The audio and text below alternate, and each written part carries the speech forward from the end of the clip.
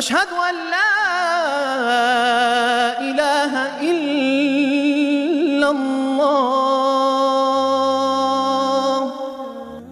अगर अल्लाह के बारे में बुरे ख्यालात आए, हमजा यूके, मेरे दिल में अल्लाह के बारे में बुरे ख्यालात आते हैं जो कि मैं ज़बान पे नहीं लाना चाहता। इस सूरत हाल में मैं क्या करूँ? वाह भाई वाह, ज़बान पे तो लाना चाहते हैं, लेकिन आपने बाकायदा वीडियो बना के मसला भेज दिया और फिर रिटर्न फॉर्म में हमारे एडमिन ने उसको लिख के भी भेज दिया। तो देखो भाई, ये ईमान की अलामत है। हदीस से ये बात साबित है कि अगर आपके दिल में बुरे ख्यालात आ रहे हैं अल्लाह के बारे में, नबी के बारे में, इस्लाम के बारे में, और आप उससे परेशान हो रहे हो, तो ये ईमान की अलामत है। ईमान की अलामत इसलिए है कि अगर आप वाकई बेईमान हो चुके होते तो आप इन ख्यालात पे परेशान नहीं होते बल्कि खुश होते। देखो, जिसका अल्लाह पर ईमान नहीं होता तो वो उसको जब अल्लाह के बारे में बुरे ख्यालात आते हैं, जैसे एथियस्ट लोग हैं और मुल्हिद लोग हैं जो अल्लाह को मानते ही नहीं है, या अल्लाह को मानते हैं मगर अल्लाह की मानना पसंद नहीं करते बल्कि वो मानना ना मानना बराबर है, तो उनके सामने जब कोई अल्लाह पे एतराज़ात करे या उनके दिल में अल्लाह के बारे में बुरे ख्यालात हैं तो वो परेशान नहीं होते बल्कि वो और कुफ्र में मजबूत होते हैं। तो ये जो आपको परेशानी हो रही है ना, ये परेशानी इसकी अलामत है कि आपका माशाल्लाह अल्लाह पर ईमान भी है, अल्लाह के रसूल सल्लल्लाहु अलैहि वसल्लम पर ईमान भी है, इस्लाम पर भी आपका ईमान है। क्योंकि ये ईमान है तो आपको जब उस ईमान पे कोई चीज़ डाका डाल रही है तो आपको तकलीफ हो रही है। तो तकलीफ इसकी अलामत है कि आपको ईमान से मोहब्बत है, अल्लाह से मोहब्बत है, उसके रसूल सल्लल्लाहु अलैहि वसल्लम से मोहब्बत है। तो ये जो ख्यालात आ रहे हैं ना, ये शैतानी वसवसे हैं, ये शुकूक और शुबहात नहीं है। इन वसवसों का इलाज ये है, औज़ु बिल्लाहि मिनश शैतानिर रजीम पढ़ा करें। और एक जो इसका टेक्निकल इलाज है वो ये है कि इन वसवसों को लिफ्ट ना कराएं। बिल्कुल लिफ्ट का मतलब ना इनको भगाने की कोशिश करें ना इनको लाने की कोशिश करें, जो खुद से आ रहे हैं आने दें और मुतमईन रहें कि इनसे कुछ भी नहीं होगा इंशाल्लाह, कोई परेशानी की बात नहीं है। अपने कामों में मशगूल रहें, दिन रात की जो आपकी एक्टिविटीज़ हैं दीन और दुनिया की उसमें मशगूल रहें। जो ख्यालात आ रहे हैं आने दें, निकालने की भी कोशिश ना करें और लाने की भी कोशिश ना करें और परेशान होना छोड़ दें, बल्कि ये सोच के खुश हुआ करें कि इस अगर जो गैर इख्तियारी परेशानी हो रही है उस पर आपको इंशाल्लाह सवाब भी मिलेगा। तो लिहाजा इनको ना ज़बान से अदा करें, ना इनको लिख के दें, ना इनके बारे में किसी से सवाल पूछें और इनको लिफ्ट कराना छोड़ दें। क्योंकि शैतान जो है ना, जब उसको फ्री कराना छोड़ देंगे आप तो फिर वो आपको भी तंग करना छोड़ देगा। अब आप परेशान होंगे ना तो शैतान समझ जाता है कि ये आदमी इन वसवसों से परेशान हो रहा है, इसको और परेशान करो। आपने देखा होगा जब हम छोटे बच्चे थे ना तो बच्चों की आदत होती है, कोई मोटा हो तो उसकी चिड़ रख देते हैं मोटू, कोई पतला हो तो उसकी चिड़ रख देते हैं पतलू, कोई काला हो तो उसको कल्लू कह देते हैं। तो इस तरह के चिड़े बच्चे बहुत करते हैं। तो अब हमने देखा स्कूलों में हम देखते थे कि जो बच्चा किसी खास नाम से चिढ़ता है ना तो दूसरे बच्चे फिर उसको और ज्यादा छेड़ते हैं। अब कोई मोटा है तो बच्चे उसको कहते हैं मोटू, उसको आएगा गुस्सा तो फिर बच्चे खुश होते हैं, फिर और बार बार मोटू कहते हैं और बार बार मोटू कहते हैं। तो बेचारा मोटा जो है ना वो टेंशन से पतला हो जाता है मोटू का लफ्ज़ सुन सुन के। तो उसका इलाज ये था कि भाई वो लिफ्ट ना कराए, वो कोई मोटू कह रहा है तो भाई कहने दो। तो बच्चे जब देखेंगे इसको तो टेंशन ही नहीं हो रही, तो बच्चों का तो मकसद ये था ना टेंशन देना। जब वो देखते हैं कि इसको टेंशन हो ही नहीं रही है तो वो फिर उसको मोटू कहना ही छोड़ देते हैं, तमीज से नाम से पुकारते हैं उसको। तो ये इंसान की फितरत है, आदत है, शैतान की भी ये फितरत है कि वो वसवसे डालता है और देखता है जो परेशान हो रहा है ना वसवसों से उसको और परेशान करो, और जो परेशान नहीं हो रहा फिर वो शैतान अपनी फाइलें लपेट के चला जाता है, कह रहा है किसी और पे ट्राई करो। भाई वो शैतान के पास भी इतना टाइम थोड़ी है कि वो एक ही आदमी पे सारा जोर लगा दे। वो कह रहे भाई जहाँ दाल गलेगी वहाँ गलाओ, जहाँ नहीं गल रही तो कुछ और किसी और पे ट्राई करो फिर। तो ये बिल्कुल ऐसे ही जैसे आमिलों के मामले में, जिन्नात के मामले में जो ज़्यादा जिन्नात को फ्री कराते हैं ना, ज़्यादा डरते हैं वो ये ना हो जाए और ये वाला तावीज़ और वो वाला तावीज़, तो जिन्नात परेशान भी उन्हीं को करते हैं। जो ज़्यादा इन चक्करों में नहीं पड़ते वो जिन्नात उनको परेशान भी नहीं ज़्यादा करते। तो बिल्कुल इसी तरह वसवसों को बिल्कुल लिफ्ट ना कराएं। नो लिफ्ट का जो है ना वो अपने दिल के ऊपर एक नोटिस लगा के रख दें, शैतान जब भी आए तो नो लिफ्ट देख के वापस चला जाए, तो इंशाल्लाह ये वसवसे खुद बहुत खत्म हो जाएंगे। कुफरिया अल्फाज का वसवसा, मेरी बहन को बहुत ज़्यादा वसवसे आते हैं और कुछ दिन पहले उन्होंने आपकी एक वीडियो देख ली थी जिसमें आप कुफरी अल्फाज के बारे में बता रहे थे कि ये होते हैं। तो अब उन्हें इस वक्त से हर वक्त ये लगता है कि वो कुफरी अल्फाज को दोहरा रही हैं और धीमे धीमे इनकार भी करती हैं, नहीं मैंने ये नहीं कहा, लेकिन इसकी वजह से बार बार परेशान रहती हैं। तो वो बार बार कलमा पढ़ती हैं, लेकिन निकाह का क्या करें, इस बारे में रहनुमाई फरमाएं। निदा साहिबा इंडिया से, आपकी बहन को अल्लाह हिदायत दे, उनसे कहें कि ना कलमा पढ़ें ना तजदीद निकाह करें। अगर वाकई वो काफिर होती ना तो उनको खुशी होती है, उस पर टेंशन ना होती है। टेंशन होना इसकी अलामत है कि वो वसवसे हैं कुफर के, कुफर नहीं है। तो आने जो उल्टे सीधे ख्यालात आ रहे हैं उनको लिफ्ट नहीं कराएं, बस अपने कामों में मशगूल रहें, अपने आप को बिजी रखें। जो खुद ब खुद जबान से अल्फाज आ जाए माफ है, कुछ भी नहीं होता उससे, और उस पर ज्यादा टेंशन लेंगी अगर वो तो और ज्यादा बीमारी बढ़ेगी। इंसान खुद बैठे बैठे काफिर नहीं हो जाता कि जबान पे खुद ब खुद अल्फाज आ गए, तो बाकायदा इरादा करता है तो काफिर होता है इंसान, ऐसे नहीं हो जाता। उनको समझाएं ये बात, और फिर भी ठीक ना हो तो डॉक्टर को दिखाएं। वसवसों और बुरे ख्यालात का इलाज।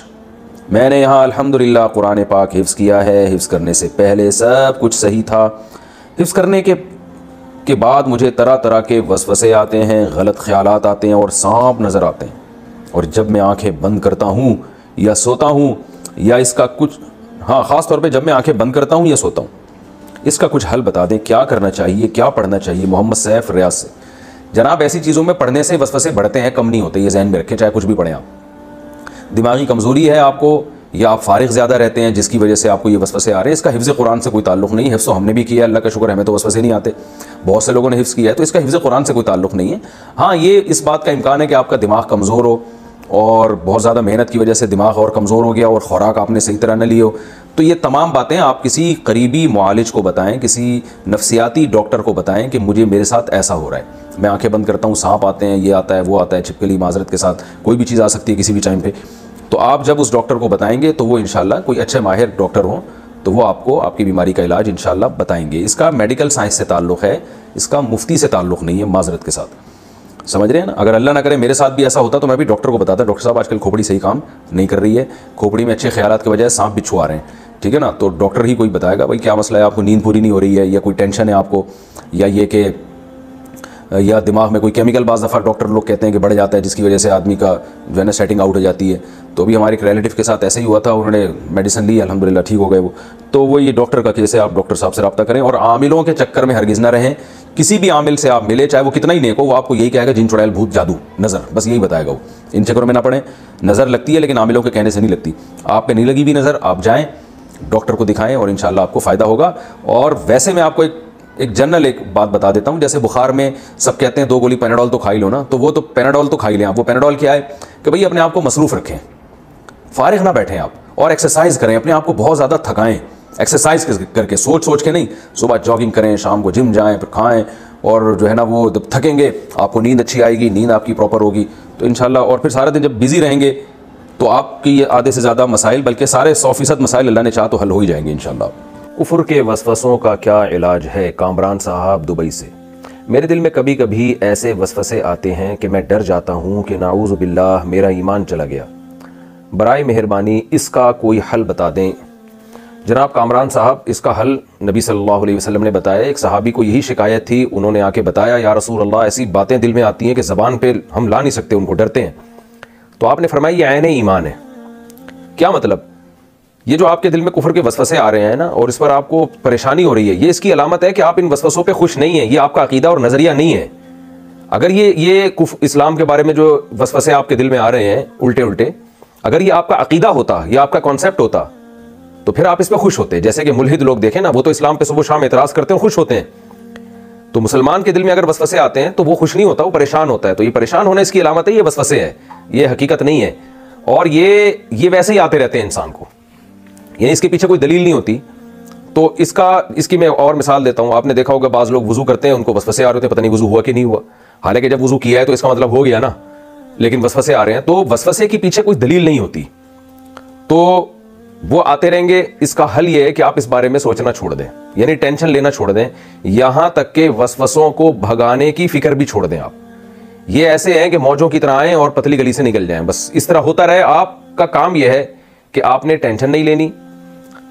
और अगर कोई वाकई इस्लाम पे हकीकत में एतराज़ खुदा न ख्वास्ता हो रहा है तो वो तो किसी आलिम से, मुफ्ती से, स्कॉलर से पूछा जाए, वो बता देंगे आपको भाई ये इसका जवाब है। इस्लाम पर तो अल्लाह का शुक्र है कोई ऐसा एतराज़ है नहीं जिसकी वजह से इस्लाम पे शक पैदा होना शुरू हो जाए। बहुत ही इस्लाम के नज़रियात में, अकीदे में बहुत ही क्लियरिटी है, बहुत ही साफ़ तौर पर इस्लाम ने बताया है हमें, 2 और 2 4 की तरह। और अगर आप इस्लाम को छोड़ते हैं तो जिस चीज़ की तरफ जाएंगे उस पर उससे बड़े बड़े एतराज़ात खड़े हुए होंगे उसके गलत होने पर। तो इसलिए आपने क्या करना है, अपने आप को 24 घंटे मसरूफ़ रखना है, नमाज में, इबादत में, अपने जो ऑफिस का काम है आपका या पढ़ाई में, जो भी आपकी एक्टिविटीज़ हैं दिन भर की, एक्सरसाइज में। जब आप अपने आप को इनमें बिजी रखेंगे तो ये वसवसे खुद ब खुद आहिस्ता आहिस्ता कम होना और बिल आखिर ख़त्म हो जाएंगे। लेकिन अगर आपने अपने आप को मुसल्लत कर लिया अपने ऊपर, सोचते रहे ये क्यों आ रहा है, ये ख्याल क्यों आ रहा है, ये ख्याल क्यों आ रहा है, तो ये ख्याल ऐसी चीज़ है जितना भगाएंगे उतना आएगा। तो इसलिए मैं अक्सर लतीफ़ा ही समझ लें इसको, लेकिन इबरत वाला है कि वो एक तावीज़ दिया ना किसी जाली पीर ने किसी को, और कहा कि ये तावीज़ जब असर करेगा जब घर में घुसते हुए काला कुत्ते का तस्वुर दिमाग में ना आए। अब वो देहाती आदमी वो कह रहा है यार घर में घुसूँ और काला कुत्ता दिमाग में ना आए, तो किसके दिमाग में आता है काला कुत्ता? लेकिन इस जाहिल पीर ने उसके दिमाग में काला कुत्ता डाल दिया। अब ये घर में घुस रहा है तो कह रहा है यार ये काला कुत्ता किसी तरह से मैं निकालूं, तो जितना निकालेंगे उतना आएगा वो। तो उसका हल ये है कि उसके बारे में आदमी अपने आप को मसरूफ रखे, दिमाग वहां से खुद ब खुद हट जाएगा। तो आप भी यही काम करें। या जिन लोगों को भी इस तरह के वसवसे आते हैं, हत्ता कि मैं तो कहता हूं जिनको वजू के वसवसे आ रहे हैं ना कि वजू नहीं हो रहा, वजू पूरा मुकम्मल करें और उठ जाए वहां से, और फिर ये ख्याल आए कि ये वजू की जगह खुश रह गई, तो बोले रह गई, ये तो रह गई, हम इससे ज़्यादा के मुकल्लफ नहीं है। टेंशन न लें, जितनी वसवसों की टेंशन लेंगे वसवसे कम नहीं होंगे, बढ़ेंगे। और इसका कोई वजीफा नहीं है, बस आउज़ बिल्लाहि मिनश शैतानिर रजीम पढ़ के थूक दिया एक तरफ और अपने कामों में मशगूल हो गए। नूर खान ने पेशावर से पूछा है जी तलाक के वसवसों का इलाज। 2-3 हफ्तों से शैतान मेरे दिल में तलाक के बहुत वसवसे ला रहा है, यहाँ तक कि नमाज में भी मुझे तलाक के ख्यालात आ रहे होते हैं कि मैं अपने मुंह से तलाक के अल्फाज अदा कर रहा हूँ। इससे तलाक तो वाक़ई नहीं होती, और इसका इलाज क्या होगा कि इससे छुटकारा मिल जाए। नूर खान, ये वहम की बीमारी है, ये और भी बहुत से लोगों को होती है। जो चीज़ आदमी अपने ऊपर मुसल्लत कर ले फिर वही रहती है। तो वसवसा चाहे कुफ्र का हो, बाज़ लोगों को इस्लाम के बारे में उल्टे उल्टे वसवसे आना शुरू हो जाते हैं, वो इससे परेशान भी होते हैं कि ये क्यों आ रहे हैं। और हदीस में आता है ये परेशानी ईमान की अलामत है, क्योंकि काफिर को जब कुफ्र के वसवसे आते हैं तो वो उससे परेशान नहीं होता, मुसलमान को आते हैं तो परेशान होता है। ये परेशान होना ईमान की अलामत है। तो ये जो वसवसे आ रहे हैं ना, इनका इलाज ये है कि इनको आने दें और इनकी फिक्र ना करें, ना इनको दिमाग से निकालने की कोशिश करें और ना खुद से सोच सोच के वसवसे लेकर आएँ। वसवसा एक ऐसी चीज़ है, इसको जितनी ज़्यादा लिफ्ट कराएंगे ये और आएगा। मैं अक्सर एक बयान में अपनी एक मिसाल दिया करता हूँ, वो मैं दोबारा आपको समझाने के लिए दे देता हूँ ताकि आपको समझ में आए कि इन चीज़ों का इलाज कैसे होता है। वो एक पीर साहब थे, वो लोगों को तावीज़ दिया करते थे, 2 नंबर थे वो और पैसे भी ठीक ठाक लेते। तो एक दिन एक देहाती उनके पास गया और कहने लगा कि पीर साहब मेरा फ़लाँ काम अटका हुआ है, मुझे तावीज़ दे दें। पीर साहब ने कहा 1 लाख रुपए लूँगा, लेकिन तावीज़ 100% असर करेगा। तो उस आदमी ने कहा ठीक है भाई, अगर 100% 1 लाख में मेरा काम हो जाता है तो ये तो बड़ा सस्ता सौदा है, कोई बात नहीं जी, 1 लाख रुपए लें। और तावीज़ लेके वो घर चला गया। घर जाने लगा, पीर साहब ने उससे कहा कि देखो ये तावीज़ असर उस वक्त करेगा कि जब तुम इस तावीज़ को लेके घर में दाखिल हो और दाखिल होते हुए दरवाजे में काला कुत्ता तुम्हारे दिमाग में ना हो। अगर तुम इस तावीज़ को लेके अपने घर में दाखिल हुए और दाखिल होते हुए तुम्हारे दिमाग में काले कुत्ते का तस्वुर आ गया तो फिर ये तावीज़ असर नहीं करेगा, तो फिर तुम्हारे 1 लाख रुपए ज़ाया हो जाएंगे, फिर मेरा कोई कसूर नहीं है। बड़ा होशियार पीर था वो। अब जाहिर है ये बेचारा गंवार आदमी जब घर जा रहा है तो इसको बार बार दिमाग में ना कि ये काला कुत्ता मैं अपनी खोपड़ी से निकालूं, कहीं काला कुत्ता ना आ जाए वरना मेरे 1 लाख रुपए ज़ाया हो जाएंगे। अब सोचें किसके दिमाग में काले कुत्ते का तस्वुर आता है नॉर्मली। अब पीर साहब ये जिक्र ना करते तो ना आता, लेकिन पीर साहब ने तस्करा कर दिया, बार बार ना दिमाग से निकाल रहे, काला कुत्ता दिमाग से निकले, काला कुत्ता दिमाग से निकले। वो कहाँ निकलेगा भाई वो तो अब जब घर में दाखिल होने लगा तो बार बार कभी पीछे हटता कि यार काला कुत्ता निकले, नहीं निकल रहा, फिर जा रहा है, फिर पीछे आ रहा है। बिल आखिर ऐसे ही चला गया और वो काला कुत्ता उसकी खोपड़ी में था। तो तावीज़ ने तो वैसे ही असर नहीं करना, तो उसको कुछ भी नहीं हुआ, पैसे ज़ाया हो गए उसके, और पीर साहब बदनामी से भी बच गए। तो इससे हमें पता चलता है कि जिस चीज़ को निकालने की कोशिश करेंगे ना वो और दिमाग में घुसेगी। तो आपने अपने आप को क्या करना है, उसने तो तावीज़ को चाहता था ना वो देहाती के असर हो, उसका ख्याल ये था कि तावीज़ असर कर देगा अगर मैं काला कुत्ता निकालूंगा। तो उसकी तो ये मजबूरी थी, उस वजह से उसने बार बार कुत्ते को दिमाग से निकालने की कोशिश की, और जब निकालेंगे तो और दिमाग में आएगा वो। तो आपको क्या प्रॉब्लम पड़ी हुई है कि आप तलाक के वसवसे को दिमाग से निकालने की कोशिश करें? आप अपनी नॉर्मल लाइफ गुजारें, जो खुद ब खुद ख्याल आ रहा है आने दें, ना उसको निकालने की कोशिश करें, ना सोच सोच के खुद अपने दिमाग में ये वसवसे लेकर आएँ। नॉर्मल लाइफ गुजारें, नमाज पढ़ें, ख्याल आ रहा है तो आने दें, टेंशन ना लें। जितनी टेंशन लेंगे ये और आएगा।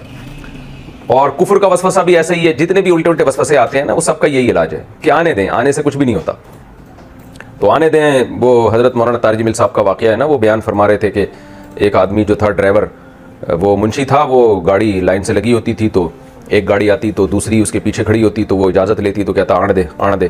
तो जब उसका निकाह हुआ ना तो लोगों ने उससे, काजी साहब ने पूछा कि तुम्हें लड़की कबूल है, तो उसने कहा आने दे। तो जो ख्याल आ रहा है आने दें, उसको ज़बरदस्ती निकालने की कोशिश ना करें, और जान कर खुद सोचें भी नहीं जा जाके कि आराम से बैठे हुए फिर दिमाग में वो चलाना शुरू कर दिया। तो इसका हल यही है कि टेंशन लेना छोड़ दें आप, तो इंशाअल्लाह ये थोड़े टाइम में खुद ब खुद गायब हो जाएंगे। फिर भी कोई आ रहा है तो आने दें। इन वसवसों से कोई नुकसान नहीं है, चाहे वो कुफ्री या वसवसे हों। वसवसा जब तक वसवसा होता है इस पर शरीयत का कोई हुक्म मुरतब नहीं होता, क्योंकि ये इंसान के इख्तियार में नहीं है। तो ना तलाक के वसवसे से तलाक होती है, ना कुफ्र के वसवसे से इंसान काफिर हो जाता है। तो इसका बेहतरीन हल ये है कि आप अपने आप को बिजी करें मुख्तलिफ दिलचस्प कामों में। जब आप दिलचस्प कामों में मशगूल हो जाएंगे तो फरागत वाला जो दिमाग है ना, वो जिसमें शैतान मुख्तलिफ चीज़ें घुसेड़ता है, वो उससे आपको फरागत मिलेगी। तो अपने आप को बिजी करें, एक्सरसाइज करें, फिजिकल एक्टिविटीज़ करें, कारोबार करें, पढ़ाई करें, जो भी दिन भर की एक्टिविटीज़ हैं उनमें आप फिर थकें, जब आप खूब थक जाएँ तो उस वक्त सोएं आप। क्योंकि जब इंसान बगैर थके लेटता है ना और नींद ना आ रही हो तो फिर उस वक्त ये वसवसे खोपड़ी में घूमना शुरू करते हैं। तो इस तरह चंद दिनों में ये आपका खुद ब खुद इलाज हो जाएगा इंशाअल्लाह। नहीं भी होता तो आने दें, इलाज की भी फिक्र नहीं करनी है ज़्यादा, यानी टेंशन तो किसी भी तरह की लेंगे तो ये वसवसे और ही आएंगे। तो इसलिए इलाज हो जाए ठीक है, तो जहन में ये रखें नहीं भी हो तो भी ठीक है, तो फिर ठीक हो जाएंगे इंशाल्लाह। ओवर थिंकिंग की बीमारी से कैसे बचें? मुझे ओवर थिंकिंग की बीमारी है जिसमें कभी कभार बदगुमानी भी हो जाती है। बहुत कंट्रोल करने की कोशिश करती हूँ लेकिन नहीं हो पाता। तो इस सूरत में मुझे क्या करना चाहिए? क्या मुझे इसका गुनाह होगा? देखें, आपको पूरी गाइडेंस तो कोई साइकेट्रिस्ट के पास जाएं, आप नफ्सियाती डॉक्टर के पास जाएं, वो आपको बताएगा ये एक बीमारी है, डॉक्टरों के पास इसका इलाज है अल्हम्दुलिल्लाह। मेडिसिन से कवर हो जाती हैं, कुछ काउंसलिंग से कवर हो जाती हैं। तो बाकी जहाँ तक मुझे नॉलेज है, जब नींद इंसान की पूरी नहीं होती ना तो फिर ये खोपड़ी घूमना शुरू कर देती है उसकी, और फिर ये सारी बीमारियाँ, दिमागी बीमारियाँ जितनी भी हैं ना, इनके बहुत बड़ा किरदार नींद, गहरी नींद ना होने से है। तो और मोबाइल का इस्तेमाल से भी लोगों की खोपड़ियाँ बिल्कुल आउट हो गई हैं। ओवर थिंकिंग मोबाइल के इस्तेमाल से भी होता है। आप इतनी सारी चीज़ें अपने मोबाइल में देख रहे हैं ना, एक यूट्यूब पे मेडिकल साइंस की वीडियो आ गई, डॉक्टरों ने डरा दिया ये खाने से ये हो जाएगा, ये खाएं, इतने विटामिन की कमी से ये होता है, आप फिर इंसान नफसियाती होना शुरू हो जाता है। फिर किसी मौलाना साहब का बयान आ गया, जो ये नहीं करे वो जहन्नम में जाए, ये हो जाएगा, यूँ हो जाएगा, फिर इंसान उधर से दिमाग ख़राब हुआ उसका। फिर कोई सियासी लीडर का बयान आ गया, फ़लाँ ऐसा है, फ़लाँ वैसा है। फिर मुल्क की हालात पर एक रिपोर्ट आ गई, महंगाई बढ़ रही है, कहत में जाने वाला है मुल्क। तो इतनी फिर दज्जाल आने वाला है और इमाम मेहदी आने वाले हैं और लश्कर उठने वाला है और फलां देखो वाक़या हो गया। तो वो इतनी चीज़ें सुन के इंसान, मैं तो उन लोगों पे हैरान हूँ जो अब तक नॉर्मल हैं। जो एबनॉर्मल हो गए वो नॉर्मल लोग हैं। जो ये हालात सुन के देख के एबनॉर्मल हो गए वो उनके नॉर्मल होने की अलामत है। जो अब तक नॉर्मल चल रहा है वो उस पर हैरानगी होती है, पता नहीं दिमाग में क्या लगाया हुआ है इसने, कौन से सॉफ्टवेयर के बाहर के असरात ही कबूल नहीं कर रहा। तो इसलिए अपनी खोपड़ी को अगर बचाना है तो मोबाइल का इस्तेमाल ज़रूरत के वक्त करें, कम से कम करें। तो और कोई भी वीडियो जब सामने आती है तो सच्चा ना समझें उसको। कोई डॉक्टर की वीडियो आ गई ना जिसने सेहत के इशूज़ पे बहुत अहमियत से एक चीज़ को बयान किया कि बस ये खा लिया तो ये हो जाएगा, ये नहीं खाया तो पता नहीं मर जाओगे, ये हो जाएगा, तो आप अपने इलाके के किसी संजीदा डॉक्टर से रब्ता करके पूछें कि ये डॉक्टर रिलायबल भी है या नहीं है। क्योंकि यूट्यूब की दुनिया एक अजीब दुनिया है, इसमें तो आज़ादी है ना, सब लोग आ रहे हैं उसमें। तो डरा देते हैं बाज़ दफ़ा, कुछ मजहबी स्कॉलर डरा देते हैं बाज़ दफ़ा, कुछ हकीम डरा देते हैं बाज़ दफ़ा, और कुछ आपके तर्जिया निगार सियासी हालात ऐसे बयान करते हैं कि ऐसा लगता है कि बस पाकिस्तान या जिस मुल्क में आप रहते हैं बस पता नहीं क्या हो जाएगा। तो इसलिए कोई दो चार माहिरीन से राब्ते में रखें, ये नहीं होता तो फिर सुनना छोड़ दें, वरना लोग पागल हो गए हैं और बहुत ज़्यादा पागल हो जाएंगे। ओवर थिंकिंग की बीमारी, जहाँ तक मेरा तर्जिया है ना, ये मोबाइल के ज़्यादा इस्तेमाल से आजकल हो रही है। तो मोबाइल को कुछ दिन के लिए बंद कर दें और नींद को, गहरी नींद, ख़ानदानी किस्म की जो नींद होती है वो बोर वाली नींद लेनी चाहिए। बाकी पूरी बात आपको डॉक्टर बताएगा, डॉक्टर से रब्ता करें। अगर किसी आमिल से रब्ता कर लिया ना तो फ़ौरन कहेगा ये जादू है, तो आमिलों से दूर रहें। खतरों का वसवसा कैसे दूर करें? मैं जब पेशाब करती हूँ तो 2 मिनट इत्मीनान के बाद फिर भी पेशाब का वसवसा आ जाता है, इस बारे में क्या करें? आने दें वसवसा, आप वुज़ू करके नमाज पढ़ लें, बस यही करें। अशहदु अल्ला